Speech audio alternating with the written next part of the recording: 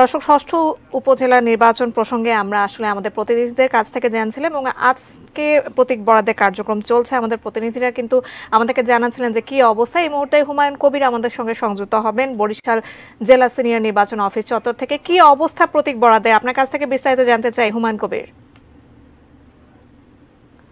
আমরা অপেক্ষা করছি আমাদের সহকর্মী হুমায়ুন কবিরের জন্য। তিনি আমাদেরকে এই মুহূর্তে বরিশাল জেলা সিনিয়র নির্বাচন অফিস চত্বর থেকে প্রতীক বরাদ্দের বিস্তারিত খবর আমাদেরকে জানাবেন।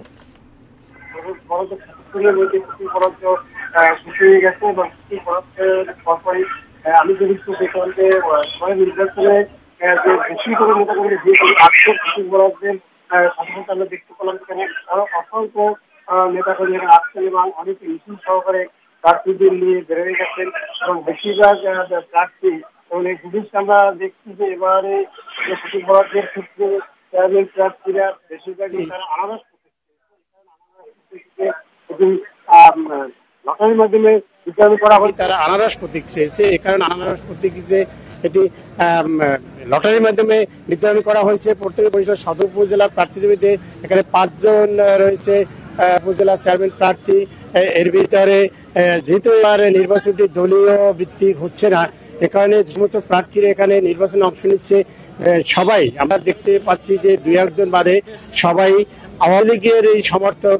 তারা অনেকে বলছে যে বিভিন্ন মন্ত্রী এমপিদের তার আশীর্বাদ নিয়ে এটি একেবারেই নিষিদ্ধ করা হয়েছে। তারপর আমরা যে জিনিসটি দেখলাম, এখানে আমরা নৌকার স্লোগান দেখছি, এখানে দলীয় স্লোগান দেখছি এবং তারা এভাবে প্রতীক নিয়ে ফিরে গেছে।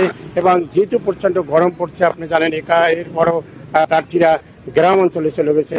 আর যেহেতু বরিশাল সদর উপজেলা বরিশাল নগরীর পরে এবং একইভাবে যে বাকেরগঞ্জ উপজেলা রয়েছে সেটি একই অবস্থা, যেহেতু এই শহর থেকে অনেক দূরে। আমরা দেখতে পাচ্ছি যে প্রার্থীরা তারা ইতিমধ্যে প্রচারণা তারা নেমে পড়েছে। যদিও আমরা এবারের যে নির্বাচনের যে দৃষ্টি বরিশালে দেখতে পাচ্ছি যে প্রচার প্রচারণা তারা 2 দিনের আগেই কিন্তু শুরু করেছে। তারা ভোটারদের কাছে যাচ্ছে, দোয়া চাচ্ছে এবং ভোট চাচ্ছে। বরিশাল